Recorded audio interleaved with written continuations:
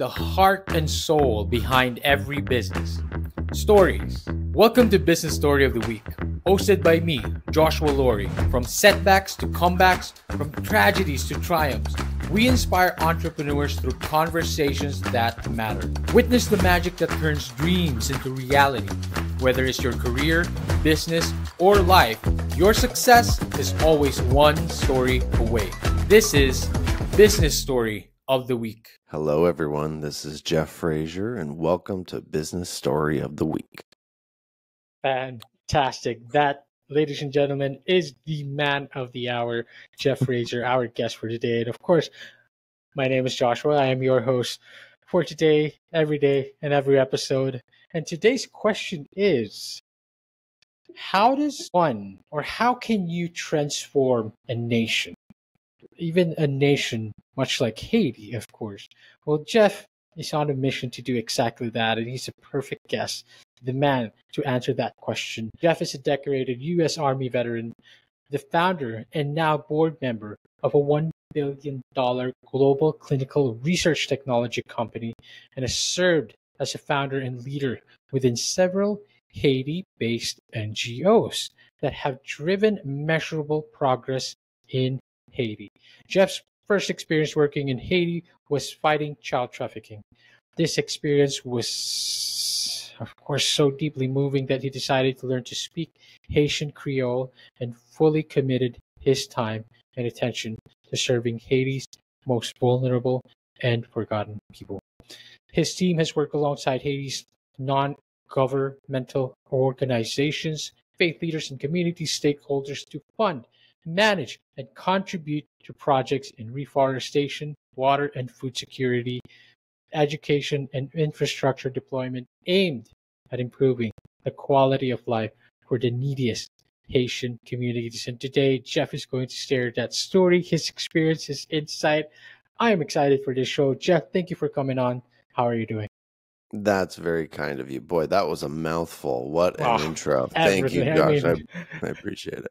Well, and perhaps much more relevant to your audience, I had a long business career before that. So, of course, happy to talk about anything business related because I just don't want to force feed your audience with a bunch of Haiti stuff, right? It takes a while to get interested in Haiti, and that's really what my podcast is now. Yes, So it started with me sharing my kidnapping story, as you know, the 43 Days to Freedom series, which really tells a very long-winded version of mine and my wife's story when I was kidnapped and held for 43 days in Haiti. But that can be pretty daunting. But it then segues into a very deep dive educational podcast. That's the STEMPAC podcast. So my NGO is STEMPAC, called STEMPAC, STIMPACK. And anyway, getting into Haiti stuff is very heavy and intellectually complex. And of course. And why would you be so motivated to become educated on all that? And so we try to make that very accessible to the outsider who perhaps can't even find Haiti on a map, which describes me pre-2018. I probably could have told you it was in the Caribbean, maybe, but I might have told you it was somewhere in Africa somewhere, right? I just had no idea. We care about the things we care about. Why? Because I was, up to my eyeballs in business challenges, right? I didn't have the brain space and heart space to care about yet another thing. And so anyway, so when I'm introduced the way that you introduced me, which was very kind, I feel like if I were listening, I would stop listening. Anyway, my God. I'm more than happy to talk about all the business topics that you like of course, that is the maybe goal your today. Listeners are more interested in. Well, our goal for today definitely is to get people interested in that. But of course, the story is very moving, and I feel like it's something that we love to focus on because it's a story that needs to be shared. But of course, we're gonna get people into it. We're gonna ease them into it. It's heavy. It's of course very, very. It's a long story. It's quite the story. But I always start from the beginning, Jeff. The way I do is I always ask that question. It was like you said earlier, like, how can you be interested in Haiti? So that brings me to that first question, in the sense, like, what was the young Jeff Frazier like? Is the young Jeff Frazier, was he always interested in Haiti? Of course not, right? But was he always interested in tech? And why did he get into that space in the first place? What would the Jeff think of the Jeff today? That's a great question. I think the young Jeff Frazier just didn't care about much of anything but himself and not being poor anymore. Wow. I grew up pretty humble in LA. Mm-hmm. Divorced parents. My dad declared bankruptcy when I was probably right around 6, 7 years old, and the cupboards were empty. Had very little clothing, and was often made fun of, and that kind of thing. I just hated being poor. And then things started getting better for my father financially after the divorce. Unfortunately, my mom remarried a man who was abusive and eventually killed her when I was 14 years old, which of course was horrific and caused all kinds of trauma in me and my siblings. And so I became this train wreck of a kid all through high school, and just could never do traditional education, right? I barely graduated high school. I remember on the last day of graduation running around to my teachers begging them to pass me, right? I had gone to, everybody else was doing like the rehearsal graduation, and I was going from teacher to teacher trying to get them to bump up my grade just a little bit so that I could graduate with everybody else. And luckily my salesmanship skills were in reasonable order at that time, and they did pass me, and so I was able to graduate. But that was the young Jeff Frazier, is just trying to survive and not be totally stupid. I was kicked out of my house twice, once when I was like 16, and again when I was 17 and a half after right after graduation. I wasn't 18 yet, but I got the boot. Immediately I started renting a garage from a guy. Anyway, that was me, right? I was this floundering dude and just couldn't get a hold of myself for a long time. And luckily, sorry, go ahead. Yeah. I mean, you did say that you didn't want to start it pretty heavy, but you just started it pretty heavy. I mean, wow. I mean, that's quite the start. I mean, you pulled through. That's, I think, is the one thing to take from that. You pulled through from all of that, and you've joined us now here today. Jeff, of course, you are also a decorated U.S. Army veteran.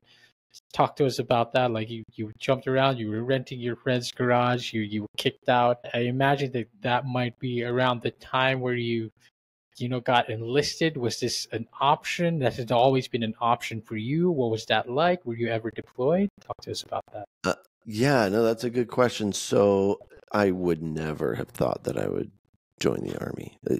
Had you asked me in high school, that would have been a ridiculous option. I had tried to start a business when I was 16. I had watched the Tony Robbins. I don't know if you're old enough to remember Tony Robbins. He had these infomercials late at night, and I always thought they were awesome. People made fun of him. He's the brunt of many a joke, but I loved him. And I could never afford a couple $100 to buy his tapes or his audio tapes or CDs, but I always wanted to. But right after his infomercial, when you get you all fired up and to be successful in life and be ambitious, there was this infomercial about starting your own business called SMC. I don't even remember what that stands for, but it was a distributorship, like a wholesale business where you could buy cheap jewelry and fake leather goods and all sorts of like gift shoppy type stuff, and then resell it. It was just a wholesaling business. And I remember the next day asking my parents, "Hey, do you think I'm allowed to do this?" I'm 16, and my dad was like, "I don't know, you should call him." So I called them, and they're like, "Yeah, you can do it as long as your parents, agree to it and sign this thing." And so we did, and that was my first little business when I was 16. And it lasted maybe 6 months. I did it with my buddy down the street. It failed. I think we had a couple of little gift shop customers, but that was my first kind of foray into entrepreneurship. But anyway, that fails. Everything in my life fails, but I was still in I really wanted to get involved in this Tony Robbins stuff, right? Right. Like I Okay. was very into self-motivation, and I knew that I was floundering. I knew that I was Okay. killing myself, right? Yes, That of course. all this self-defeating behavior was just on repeat, and I could see it because I was going nowhere. My friends were going to college, and I was hopping, from garage to garage and just Right. stupid stuff, right? So I did that for almost 2 years. Yeah, no, probably 2 years, and ended up in Utah working for my cousin, selling Okay. a cleaning service. And on his counter was these Tony Robbins CDs, the Okay. same ones that Oh, I wanted to buy, all right. several years earlier. They're still in cellophane, right? Nobody's touched them. He bought them he probably watched the same infomercial, right? I said, dude, can I listen to those? He's like, yeah, Perfect. whatever, right? Right. Right. And so I just was on repeat with those things for Wow. months, right? Fascinating. Just swallowing those things, trying to understand why I was such a train wreck, right? Oh. Why I was so angry about everything, why I was just a loser, right? I was barely surviving. I was often hungry because I couldn't feed myself. I was just all this stupid stuff, right? And I really wanted to get discipline. Discipline was one of my key personal traits that I did not have any of. And what better way to get that than the U.S. Army? And so I dropped into a recruiter one day and started talking to him, and was shipped off maybe a week later. Wow. Wow. So it was. Well, first of all, what are the chances that they got the CDs right there up in the shelves, fresh, mint, never touched, never watched, and Yep, you've dreamt of totally. watching that your whole youth and discipline was what you took from that, and And lots of somehow other you. things, but my priority skill set was, dude, I gotta figure out how to get a hold of myself, right? All right. Well, I mean, so you got drafted, you got enlisted, you wanted to discipline yourself. Would you say you picked that up right away, and throughout your journey to the military? And Jeff, talk to us about getting into tech right after that. What was the transition like? Yeah, so I get into the Army. This is September 97. And remember, the internet back then is very, very young. Very young. And so I get sent to Germany. Well, I got Germany in my contract, my enlistment contract. It's a 4-year enlistment. And so I head over to Germany, and I'm still into the internet, right? It's very early, but I'd always been into tech. As a young boy, my buddies on bulletin board systems, which is from the 90s, pre-internet. And then I start noticing people are buying stocks online, and so I didn't even know what a stock was. Right. So I started researching that, and we have the internet now, so we can kind of learn things, right? That before you had to go to college and learn, right? And so I try to figure out, okay, is this something that I can do? Can I buy stocks, right, myself? And if I do it, is that stupid, right? And so there was this company called Quick and Riley. I think they became part of E-Trade or Scottrade, one of the big ones. But at that time, I started buying stocks. I didn't have any money because the Army pays you $846 a month, right, when you enlist. Right. They pay for your room and board, but that $800 is all that you get to play with. And so I wanted to start buying stocks, but I had such a small amount of cash that you're going to pay. If you got $50, you're going to pay, I think, $10 just to buy the stocks. It's like, that's a loser. So I gotta get a little bit more cash. So I got a hold of my credit union, who said, yeah, we'll loan you $1,300 on signature, right? It's just a straight up loan, unsecured loan, right? So they send me the $1,300 in Germany. They wire it to me, and I started trading off of that money. And in those days, the stock market was exploding, so you couldn't lose, right? And I just thought I was a genius, right? And every trader thinks they're a genius, especially those years. So for those couple of years, I was just trading a lot, and I'm in the Army, and so I'm trading in between things, right? When I'm not out in the field or whatnot, and luckily I was in Europe, so the time was shifted, so my work day was not the East Coast, or the New York work day. So I'm trading the New York Stock Exchange. And I turned that $1,300 into like 20 grand, which was like a gajillion dollars to me at the time, right? Right. I was so proud of that, right? And would flex it to all my friends, I'm rich, all that kind of stuff. But anyway, so that's the era where I really learned to learn. And I never read before that. Remember, I did terribly in high school. I don't know that I ever read a book, up until that point. And then I started to heal my relationship with my dad, and he started to send me business books in the mail. And he sent me my first one. I don't remember what it was. It might have been one of the Motley Fool's books, if you're familiar with that series.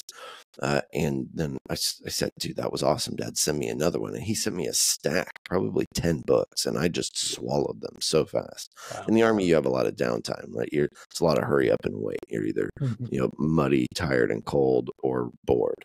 Right. And, yes, of course. So during that downtime, I would read and read and read. And so that was really when I started to get into tech, was watching internet happening, the whole .com boom happening. That was very exciting. That's something I wanted to be a part of, and try to set that up for when I got out of the Army in 2001. Wow. So now it seems like every step of your journey has been like, this sucks, but I'm gonna learn. This sucks, but I'm gonna grow. I learn from it. I take something from it, and then you turn that into something, right? It feels like the same with your Tony Robbins CDs, and going to the Army, getting discipline and all that, and now taking your time, that downtime in the Army, and building an interest in tech. Jeff, this is the big question now, because our audience and listeners right now are, of course, very interested, I'm sure, as I am, of course. You are the founder of a $1 billion clinical research technology company. Of course, now a board member as well. Talk to me about that. Like, you went from tech, first of all, you went into the space, and then now you to founding that company. What was the journey like? What was the things that you learned differently? And how would that compare during your time in the military? And rather, to be more precise, what were the skills that you took from the military that helped you being a successful, entrepreneur? That's a good question. I'll tell you an Army story. I tried out for what's the Army Special Forces. Right, that's the Green Berets, if you're familiar with that, right? And that was probably 18 months into my military experience. So I was always very ambitious, right? I wanted to push myself as far as I could. I was very interested in knowing what I was capable of. And so I go to this tryout. It's called Special Forces Assessment and Selection. You get sent by your unit to. I was stationed in Germany. I had just gotten back from Bosnia, a tour in Bosnia with Operation Joint Forge and Joint Guard. And they send me to Fort Bragg, North Carolina to go do this tryout thing, right? And there's about probably 350 guys that have all been sent by their units to go do this tryout thing. So everybody's very excited, very motivated. And it's basically, let's beat you up for 3 weeks and see who's standing at the end, right? And in my case, there was probably 90 guys standing at the end, and 68, I think, of them got selected, right? Okay. And so a few days before we're finishing, everybody's beat up, right? Everybody's bodies are falling apart. In my case, my ankle was my biggest issue. And it was clicking. It was so swollen and angry that when I would articulate my foot, it would click, click, click, click, click, click, click, click. It was like not just one click, too. Oh, gosh. No, I don't know why it was doing that. I don't understand anatomically why it was doing that. I should probably look into that, but it was doing that. And so, is it still clicking now? Did you say no? No. That's good. All right, okay. I'm all competing in these events. I would have to kick my ankle to the outside and walk like a pirate, right? So imagine if you can't flap your foot, right? You got to turn it to the side and pirate walk. But it was working, right? It didn't hurt if I pirate walked, but it was really hard to keep up with anything, right? Okay. And so we're doing this event where you've got to carry something heavy and go fast and march fast, right? And we're in these 12-man teams with a cadre member, which is like the coach, the guy who's in charge. And the cadre member is pushing you to go faster, faster, faster. And we're on this hike down this kind of sandy road. Everything's sandy at Fort Bragg, North Carolina. And I can see there's like a break in the trees coming up pretty soon where everything's really tall trees there. I can see there's a break in the trees and there's a road that goes up a steep hill. And I'm right on the verge of quitting. Like I could barely keep up with these guys, right? At the speed that we're moving. And I'm ready to quit, right? I'm right on that edge where it's like enough, right? And there's a truck that's following you and you get in the truck if you quit. Yep. And I don't want to get in the truck. And when I see that road, I'm just grateful. At least we're not going up on that road, right? And then right as we're about to pass that road, the cadre turns us to the left and heads us up that road. And my heart just sank. Like, this is it. Right? This is going to be the time where I quit. I just can't move any faster. They're not going to be able to keep up with these guys. And I'm a real religious guy, so I say this prayer. I say, dear Heavenly Father, can you help me to do this, or at least help me to do my best here and keep my head right. And the answer that came to my mind, what was, my eyes were kind of directed maybe 15 feet ahead to this little patch of grass right in our path. And the question that came to my mind was, can you get there, right, to that spot, 10, 12 feet? And the answer is, of course I can, right? I can make it that far, right? And so I do, right? And then I get my eyes out to another 15 feet up. Can you get there? And you can see where the story is going, right? I get laddered all the way up to the top of what was maybe a half a mile steep hill. And I'm fine. And you know where the story is going, right? Yes. And the first lesson that you get there is, of course, big, hard problems you should break down into small pieces, right? And that's a good lesson, and you should get that lesson. But the vastly more important lesson to me at that time, my estimation of my capability when we made that left to go up that steep hill, my estimation was that I could not do that. I thought that I was not capable of getting to the top of that mountain, but I was wrong.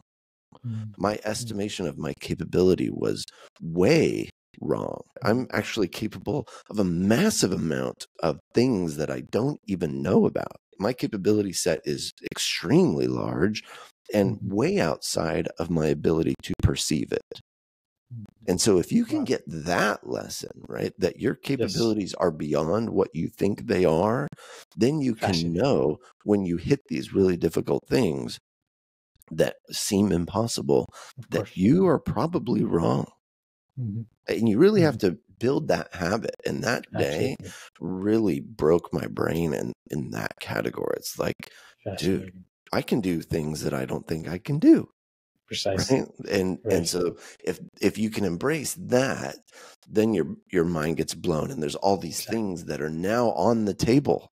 Right? It's like, okay, I'm this broken kid who had to join the army just to survive his life, right? And is not going to go to college because I missed that opportunity, right? In time. But there's this technology boom thing happening, right? The internet is exploding. I could be a part of that. I can think big, which at that time I was probably still just thinking like, be a successful guy, make a couple $100,000 a year, thing. But because I was in the army, right? I was making tiny dollars. So just, getting back to Southern California and buying a house, like that was the limit of my ambition at that time. But I was beat down to a point where I was wondering, can I even like do what my high school peers were doing, right, in life? Because they all went to college and, that whole thing, right? But I was starting to believe, you know what? I need to start being ambitious again, right? Like, because I just did something really cool, right? I just succeeded at something that was very difficult. That's very cool. Anyway, I hope that answers your question. Exactly. That is very common. I think that's almost like a daily.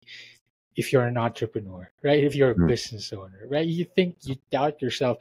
Why in the world did I even start this? Why did I even get myself into this? And it's like, you have this goal, you want to do a business, and then once you get really into it, you're thinking, oh no, it's too hard. I traded like an the common thing is I traded an 8-hour job to a 24-hour job, right? Like I'm actually working 24/7. Yep.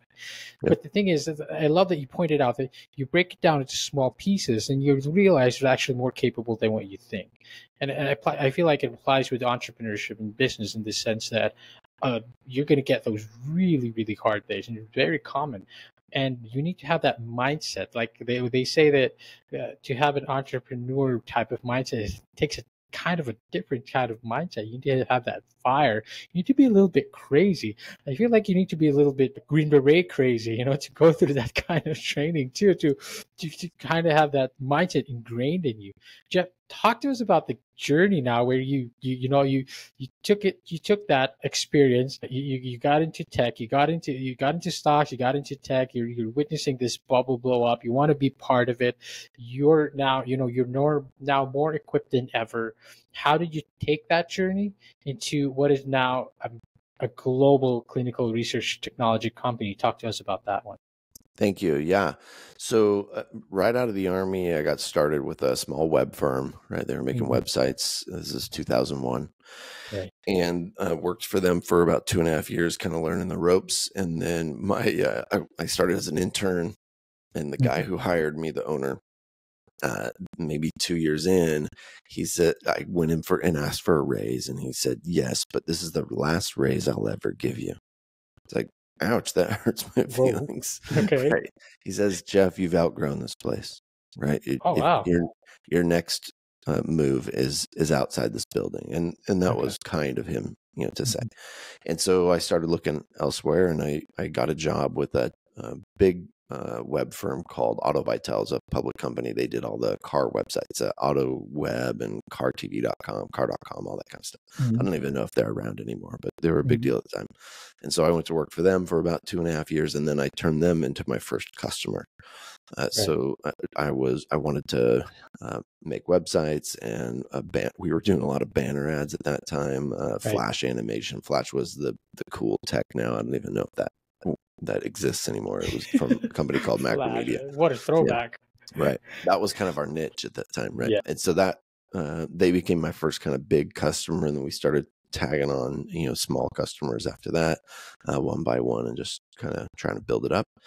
And then over the course of, probably the next 10 years, I went from just me and my dining room table to about 50 people in Orange County, California. During that time, we started really focusing on the healthcare space. I've always really been interested in helping all of humanity, right? That was always an appealing thing, not just making websites, about cars or action sports or whatever, but trying to communicate things that were really important and seem to impact people. And this healthcare space was cool, and really scratched that itch for me. Felt more important, more heavy, more valuable to our audience. In some cases, we were literally saving lives by introducing them to a life saving therapy that they had not heard of or didn't know applied to them, and that was fun to me. I also really liked being around smart people. Remember my insecurities around formal education. I barely graduated high school, so to be in a room full of PhDs and MDs and having them look to me for guidance for anything was incredibly flattering, right? And that was, so we had a healthcare med tech kind of focused digital advertising agency in 2015. That was the culmination of a huge dream for me. But I remember watching this interview with Elon Musk in his very early days. This is probably in 2012 somewhere. Right. And he was talking about the difference between wanting to build something versus achieve something with your business. Interesting. And that's a very different thing, building something versus achieving something. And I was focused, if I was honest, on just building something, right? I was trying to get we wanted to do special work at my company at thread. It was called Definitive Media at that time. And we wanted to do important and special things, and we wanted to build a cool organization, right, where we attracted special talent and worked well together, all those kinds of things. But that's really building something, right? Yes. And I wanted to really change my focus to achieving something. I wanted to do something special. Like, this guy's going to Mars, right? This is Elon Musk, right? Yes. And so I started thinking bigger, not just building an advertising agency. So I created a spreadsheet and started inventing different business models, and not just inventing, also mimicking other business models that were working that I thought would be applicable to my capability set and resources and time and talent. And so made that spreadsheet, created a criterion by which to determine which was the best and for me, and got that down to two different possibilities. One was like a surgical assist device that we didn't end up doing, and the other one was paying attention to the best technology at that time. There was this term called the Internet of Things, right? And that was new in circa, this is probably 2012. Yes, 2012, 2010s.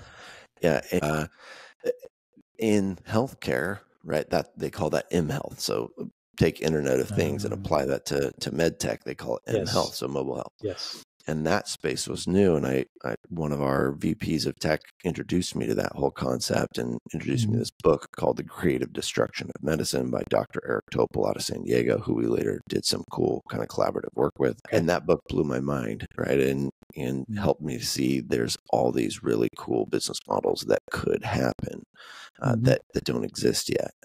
And so some of those were on my spreadsheet, and one of those rose to the top, and it was this recognition that clinical research was super antiquated, right? And tech had not made it into that space yet because of all these regulatory hurdles and some logistical hurdles too. That's right. You're thinking it's probably... So 2010s, like, the internet was pretty cool at that time, right? There was all this wearable tech, like Fitbit was doing cool stuff, and Apple was doing cool stuff. The tech was, out of 10, tech was like a 7 out of 10, right? But clinical research, it was like a 2 out of 10, right? In terms of tech integration, right? They were still using clipboards and paper stuff, right? They had barely gotten into computers, much less mobile, right? And so I was thinking of all these ways of getting mobile tech into clinical research, and didn't really know how we were going to do it, because the way the business model worked and the regulatory environment, there was a reason why it hadn't been done before, right?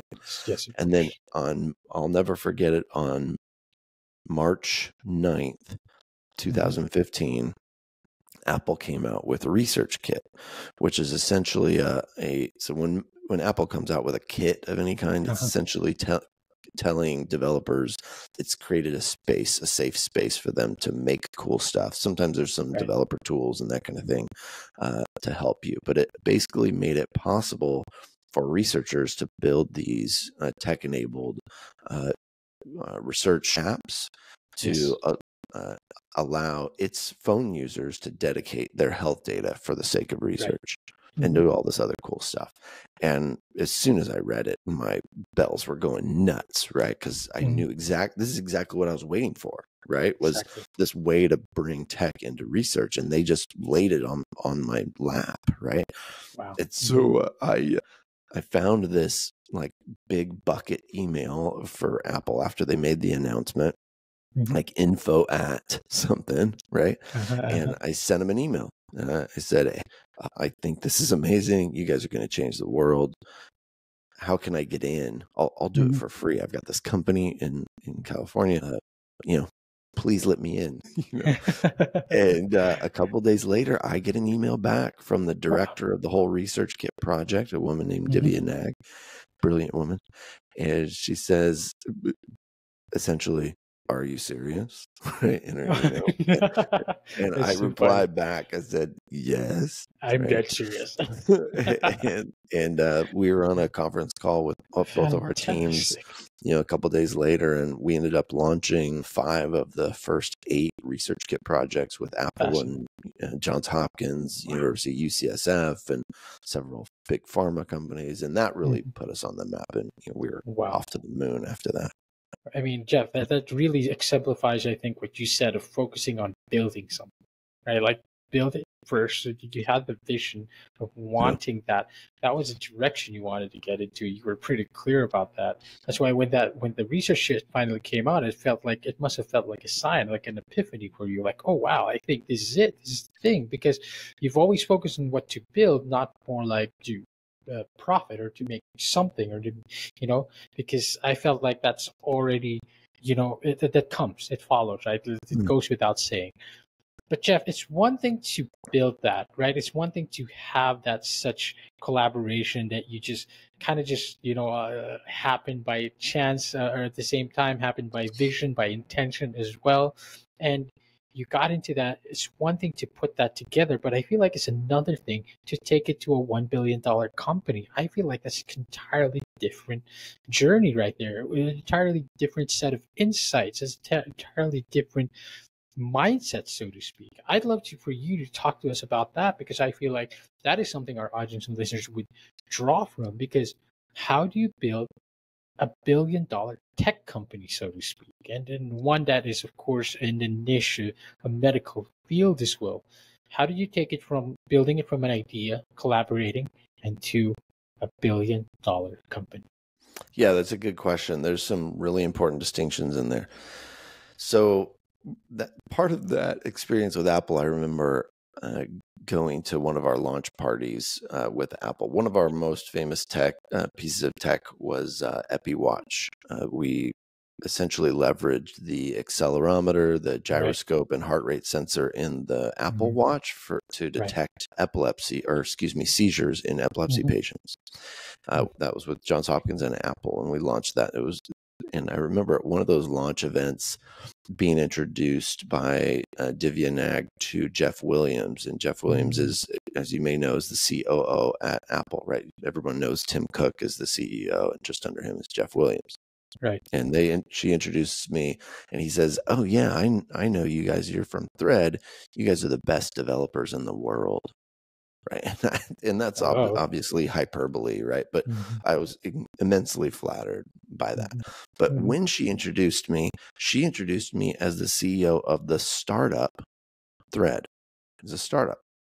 And I had been in business for 10 years at that point. And so I took offense to that. Right? It's like, excuse me? No, we're not a startup, right? I've been in business. I'm a big business guy. I've got 50 employees back in California. And what I didn't understand, what many of your viewers might not understand, is the difference between what many will call a lifestyle business versus a startup, right? A venture-backed startup. And those are two very different things. And so somebody at a company like Apple is going to see my little company as a startup, not because I'm little, but because I'm about to do something huge. Right.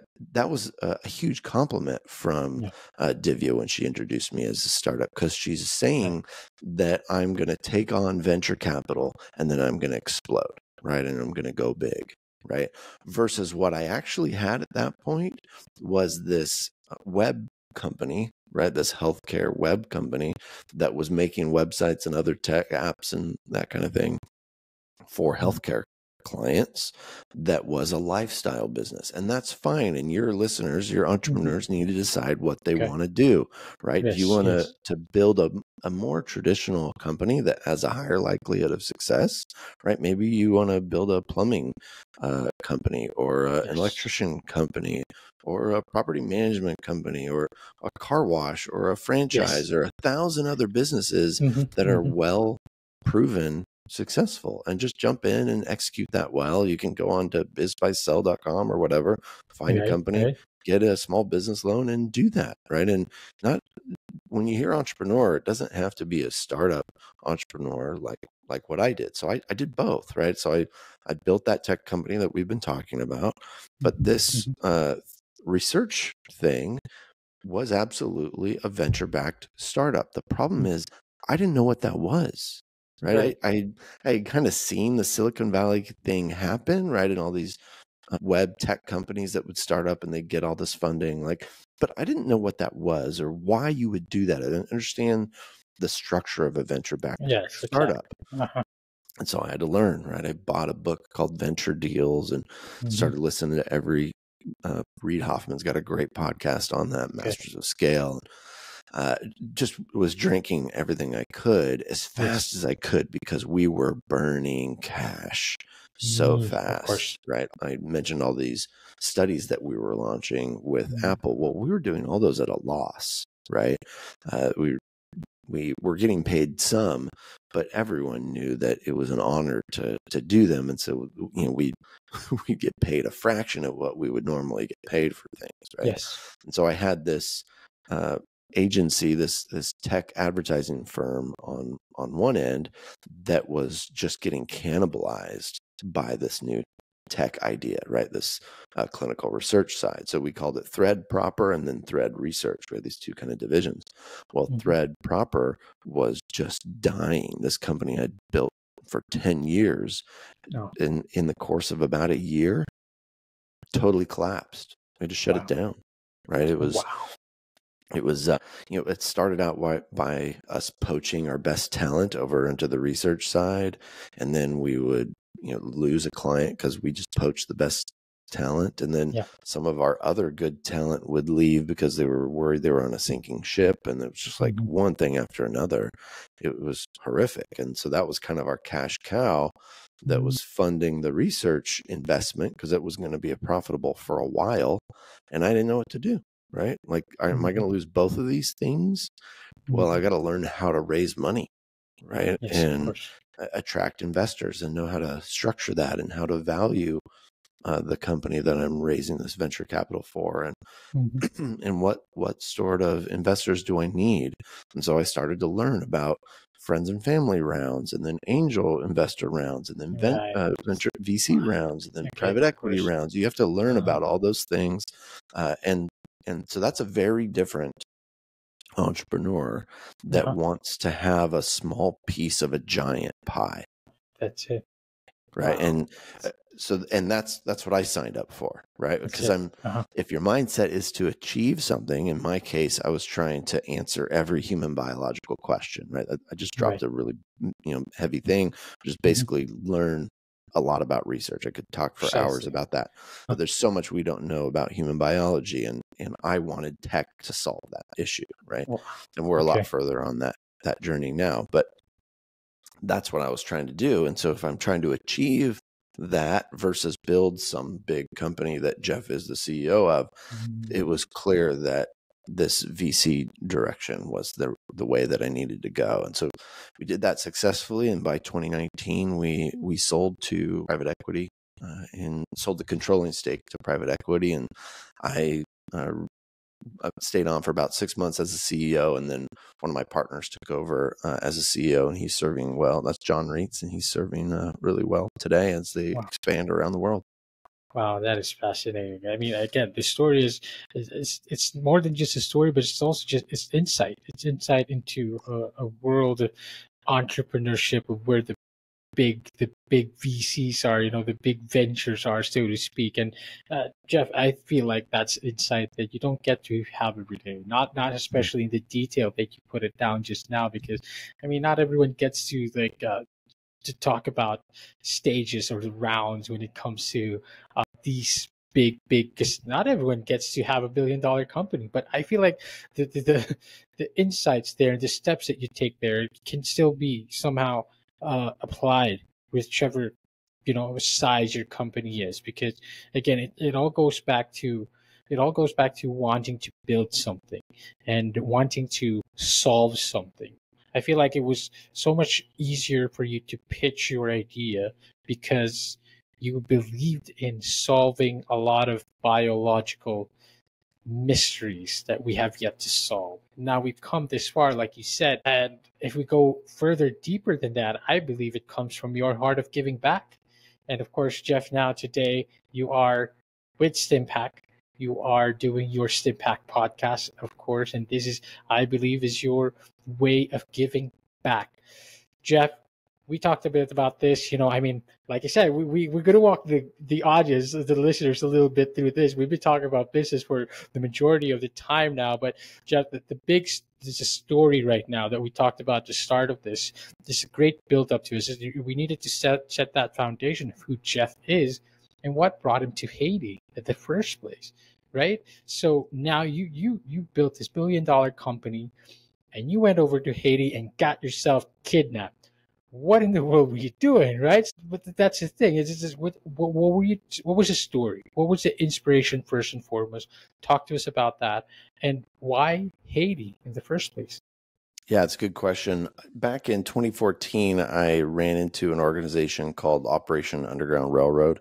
It's since changed its name to Our Rescue, and they are in the fight against child sex trafficking, which is obviously a scourge around this world. Excuse me.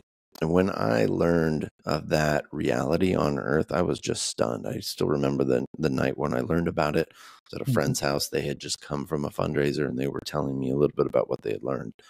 And I just walked around in a daze, that evening. I think it was actually a Super Bowl party, and I just couldn't think about anything but this issue.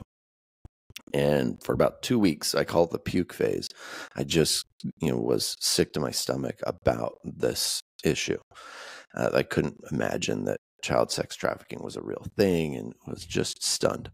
And then, at the end of that 2 weeks, I decided to roll up my sleeves and get to work. And I was broke at the time. I didn't have any money that I could donate to the cause, but I did have this tech firm, right, that was making websites. And so we reached out to them and said, hey, we'd like to do your tech for you pro bono. And they said, great. And so I began to be a bit of an activist for Our Rescue. And you can go check out that website. I'm now on the board at that organization, ourrescue.org. But so that started my journey toward Haiti, was this anti-trafficking space. And Our Rescue expanded very quickly. It was in like 20 countries and was having a lot of success and making a lot of progress in each of those countries and doing a lot of cases with local law enforcement. But Haiti was like this Rubik's Cube that nobody could solve, right? We could never really get our foot in the door. And so when I was getting closer to retirement in 2018-ish, looking forward to selling the company in 2019, selling the controlling stake in 2019, I knew that I wanted to retire and do this work full time. And so I was collaborating with Tim, the founder of Our Rescue, and saying, hey, what do you think I should be doing once I have full-time ability to focus on fighting child exploitation? And he said, if you can go figure out this Haiti thing, that'd be great. And so I took a trip down there with my wife, and both of us just fell in love with the country. Both fell in love with the people and its children, and also recognized both the horrific circumstances many of these children are in Haiti, but that's true in other places around the world as well. Yes, of course. But we also recognize the opportunity where there's a lot of things that can be done to lift this country, and we can do that. We can make that contribution. And so we started going down there regularly. I moved my family from Southern California to South Florida, where we now live, and where I'm calling you from now. And I started to dig in. I would go about twice a month down to Haiti and learn the language, and started to observe some of the deeper issues in Haiti, and tried to figure out, we keep rescuing these kids, but there's 10 more kids right behind that child who are going to fill that need. Okay, well, that helps you see that if I'm going to help any of this country, I have to help all of this country, right?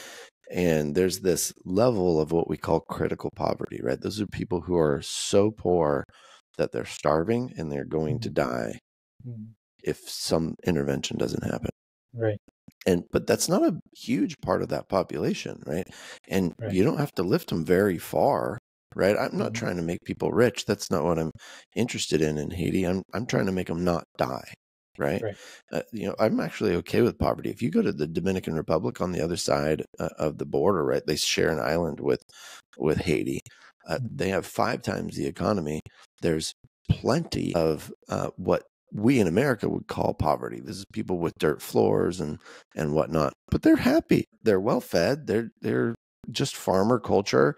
They're having a blast, right? And you can go and hang out, and they're not going to try to steal your watch, or this is just good communities that are fine with a humble circumstance, right? That's what I'm trying to get Haiti to, right? It's that critical poverty layer underneath that is so desperate that they exploit everything and start to make horrible, unethical decisions. Yes. And it becomes a survival of the fittest. And that's what's happened in Haiti, is you get this terrible dynamic that happens when you get to that critical poverty level. So that's what I was doing in Haiti, was we were doing food distributions in Haiti last year when I got kidnapped by one of these gangs that has taken over Haiti. Goodness. I wanted to point out there how you said, use a word. I love that you use the word scourge, because it truly is a scourge. It's just great. But I love much more equally that you found something to address that I feel like isn't more common of a mission for a lot of people, because of course I understand the fear behind it. Of course it's a nightmare. It's horrific. It's terrifying, and I feel like all of us would feel the same amount of sympathy we would feel for that cause, but involving yourself to that point to trying to change it and trying to rescue people and trying to really transform that situation is terrifying in its case. And I understand why people would rather just remove themselves from that. Like, it's in the back of their mind, they want to help, but it's terrifying. And I feel like that proves your situation. I mean, what happened to you is a testament to that, because literally you got kidnapped in the middle of that mission of what you were doing. Jeff, there's a lot of dynamic in Haiti, and of course the missions that you were trying to do there, the outreach that you were trying to, the changes that you were trying to make. Talk to us about the experience of being kidnapped, but also, why were you kidnapped? I think that's a really important question. And of course, to our audience listeners out there, the Jeff talks about this in depth in his Impact podcast, 43 Days to Freedom, which was the length of time that you were kidnapped. Jeff, talk to us about that. Why do you think you were kidnapped in the first place? Yeah. So you have to understand the calculus that these gangs are doing. They've now taken over about 80 to 90% of the capital. Right? There's many, many gangs, and they're grabbing land. And back last year, 2023, when I was there, they were probably at 70%, something like that. They controlled many of the major corridors, so you could fly into Port-au-Prince, but you couldn't get out of Port-au-Prince on land. You could only fly, right? And the reason for that is you've got these gang blockades, right? They're controlling all the major corridors, right? Getting out. And you can usually pay a toll to get through there. Yes. But each of those gangs is doing calculus on that toll, meaning that they can either take a small amount of money from you as you drive through with your goods or your vehicle, or they could just take you. Right. And if they just take you, then they can try to get a ransom or, some bigger amount of money. And so they're doing that on a case by case basis. And so we paid our toll ahead of time. We had made arrangements with the gang to go through to do this food distribution down in the south, a place called Jacmel. And it worked, right? We went out of Port-au-Prince through an area called Martissan, which is just west of Port-au-Prince. We go through this gang toll booth, quote unquote, which is really like a blue sun umbrella with a couple dudes on lawn chairs underneath with AK-47s or AR-15s, and we cruise by with a head nod, and we're fine. Right. We do our food distribution in Jacmel. We're on our way back through, and we pass by that same toll booth, quote unquote, and it looks like we're good to go. And we're maybe 200 meters from no man's land, which is essentially safety for us on our way back into Port-au-Prince proper. And motorcycles drive up alongside of us, and with lots of weapons, about 8 guys. They pop out and corner us, and 2 of them jump into the vehicle. My driver is told to sit on like the center console, like kind of wedged up against the ceiling of the truck, and a guy jumps in the back with me, puts my luggage to my side, and one of my guys' luggages was on the left seat, and I'm behind the passenger side on the right side of the truck. And he double stacks that luggage in between us, sits in the truck, and then puts my hat over my eyes to kind of block my view. And then, I want to see where we're going, so I swivel my head underneath my hat, so to speak, to look out the window and start counting lefts and rights as they take us up the hill. Right. And the adrenaline's pumping, and so I don't remember any of that, the lefts and rights. Counting, I'm totally lost. You're trying. Yeah.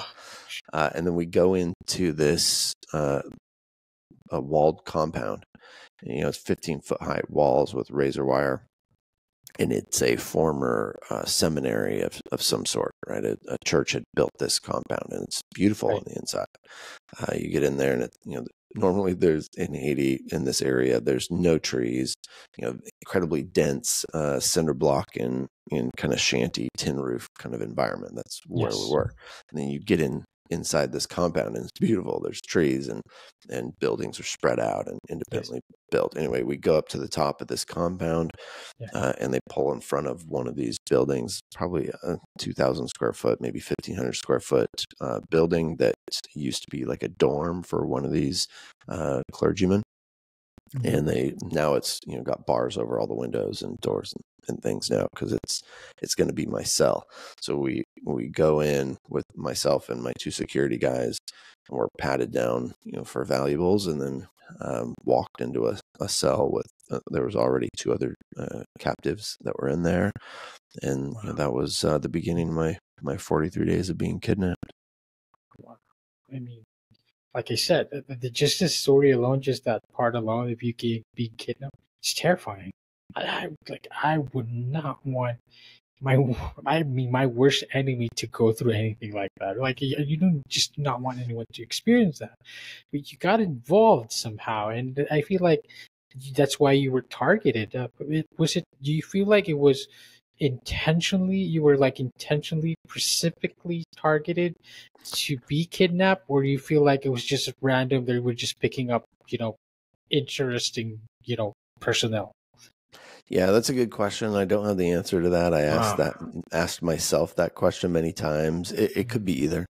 We were driving a pretty decent looking vehicle, and so they definitely would have known it was us, and that we were the ones that had paid the toll, right? And that we had an arrangement. Did they know that they had an American in the back of that truck? Because, the windows were up and it's black tint, so they couldn't have seen me.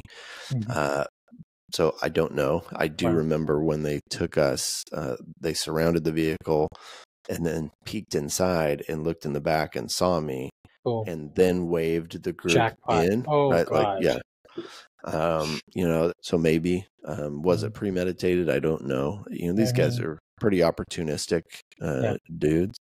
And I also know that they do these kidnappings in waves, meaning that day they picked up a whole house full. So maybe, I think it was 13 different individuals were kidnapped and put into this same house. And then over the next 43 days, each person got out, except me. I was last, right? But it was basically, they start with a bulk, right? And then they whittle them down, right? And then they start with bulk and whittle them down. That's kind of the pattern, right? For these kidnappers, at least for these kidnappers. And so was that their shopping spree day, in which case I was opportunistically taken and passed through on the worst day? Or did I kick off that? I don't know. is the answer to your question. But well, I mean, of course, there's this in the back of our minds, and I feel like the back of the minds of our audience and listeners as well. It's like, did you stir the pot too much with this mission the outreach that you were doing? Did they not like that for some reason? But at the same time, the country, the nation is such disarray. It could have been anything. Jeff, of course, you tell this story in detail again in your podcast, Impact Podcast, and 43 Days to Freedom as well. I invite our audience and listeners to listen to that. Jeff, could you give us a quick download of those 43 days? What was it like? Did you ever know? Did it feel like you were ever going to get out? There was definitely days where I was doubtful. I had no idea it was going to take 43 days. I think if you'd asked me in the first few days how long, it was worst case scenario, I probably would have said like 2 weeks. Like, how long does it take to do this deal, right? It's just another business deal, right? Yeah. And it was not another business deal. It was, I was beaten and tortured and terrorized and starved. I lost 50 pounds during the process. What you'll find if you decide to listen to the 43 Days to Freedom podcast, I escape and then am recaptured, and then things get really, really bad after that. But my wife is the story. My wife had to come to my rescue. People think that you get kidnapped and the FBI shows up with their capes on and they take over, and that's not what happens in Haiti, right? It's a level 3 or 4 do not travel country, right? It says very clearly on the State Department website, do not go to this place. And if bad things happen, there's nothing we can do for you, right? We don't have the resources. And I don't blame our government for that by any means. But my wife learned that fact, after I was taken, when she got the phone call from the embassy saying, "Hey, we believe your husband's been taken." And she, of course, crumbles on the ground and has to deal with that. I mean, it took her a couple hours just to even verify that phone call she got was a legitimate phone call. Yes, of right? course. And then you've got to put a team together and who goes on that team, right? To rescue your husband. Yeah.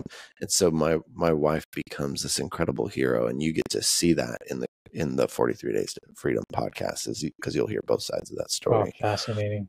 The true hero in all of this. I mean, you have quite the hero's journey yourself, Jeff. I mean, going from all of that and into Haiti and doing your missions. But wow, I mean, shout out to Mrs. Frazier, of course, Absolutely. putting that on and like allowing you a chance to be here right now and tell that story. And of course, we don't want to give up all the good stuff. We want our audience and listeners to go check that out with Jeff. Check out Stimpack Podcast, 43 Days of Freedom. Jeff, this is more of a tangent question and all of that. And like now with the mission and the battle, the continued fight that you are doing in Haiti, even after all of that, and to today, and where the humanitarian work, so to speak, that you have done in Haiti and to continue to do. Jeff, the question is like, is there hope? I mean, you always want to hope, right? Has it gotten better? Do we need more individuals? Obviously, yes. Do we need more people, more help, so to speak? But with everything all the efforts that have been put into this, of course, not just Haiti, but everywhere else around the world, is there hope of putting this to rest, making some change? Because our question when we started off the show is, can you transform a nation? And Jeff, can we transform Haiti? Because you are the eyes in there, you put a lot of work in there. What do you think about that? Is there some hope in there? Yeah, that's a great question. I appreciate that setup. And the answer, of course, is yes, absolutely. Yes. There's so many reasons to be hopeful. We at Stimpack have innovated a number of approaches that have not yet been tried in Haiti, but have been proven effective elsewhere. And then some true innovation that have been innovations that have not been tried anywhere, all of which need to be tried in Haiti and have a high likelihood for success in really lifting Haiti out of that critical poverty range and allowing for Haitians to begin to prosper. I'm not going to give you the 30-second explanation of what those approaches are, but that's really what the STEMPAC podcast is about educating people on those approaches and the ways that they need to be applied, many of which come from Washington, D.C., through their relationship and other international actors and their relationship with Haiti, how they interact from a humanitarian aid, from an economic development standpoint, from a foreign policy standpoint, all of those kind of dynamics. There are some really big levers that can be pulled in some really important and specific ways that can have massive impact on allowing Haiti to really flourish. And they should, right? Because they are where they are in the land that they are in, there is no reason why they should be in the situation that they're in, right? All of the reasons that they are come from outside of Haiti, right? The reason they continue to be beat down is not related to Haitians. It's related to the ways that other countries have done them wrong. Precisely. And if we can do that right moving forward, they really have an opportunity to flourish, and we can help in lots of ways. And so that's what the STEMPAC podcast is about, allowing people like you and I to be, regular people on the outside, but still contribute. Absolutely. And of course, optimism. We need a little bit more optimism in the world, and you give us that hope, Jeff, because you not only give us hope that Haiti is not hopeless, because that gives hope for everywhere else in the world. Jeff, I'm from the Philippines, and here it's not pretty as well. I mean, it's not as worse as Haiti is, but Sure. there's a lot of things to fix in here, and a lot of places in the world too. But if we can put in effort to fix things in Haiti, I feel like any changes, any positive is a positive to the rest of the world, because that means those same changes, same innovations can also improve the quality of life and transform a nation in the process. Amen, brother. Amen. Fantastic. Jeff, thank you so much for being on the show. Of course, once again, audience and listeners out there, STEMPAC podcast, go check it out. Jeff, where else can we find you? Where can we connect with you? The best place to start, thanks for asking, is stimpac.org, the website, right? And you'll find all of our links there. But if you're on Instagram or YouTube or on X, it's always at @stimpac_Haiti. But you'll get all those links if you just go to the website, stimpac.org, and click around. Fantastic. Stimpac.org, ladies and gentlemen. This has been a fantastic podcast. I love this episode, and I was quite excited about this one. And the man of the hour, of course, Jeff, thank you so much for being in here and sharing all that story with us. Thanks, Josh. Appreciate you having me. It's fantastic. So all our audience and listeners out there, I hope you enjoyed this one. I truly did. Go check out Jeff and what they do. Go check out stimpac.org. Thank you for joining us today, and we will see you on the next one. Bye-bye. Thanks, everybody. All right, so here's the thing. We try to get a little bit better every day, but we can't do it without you. So if you like the video, make sure to like and subscribe below. And if you have any comments, just leave them in the space under.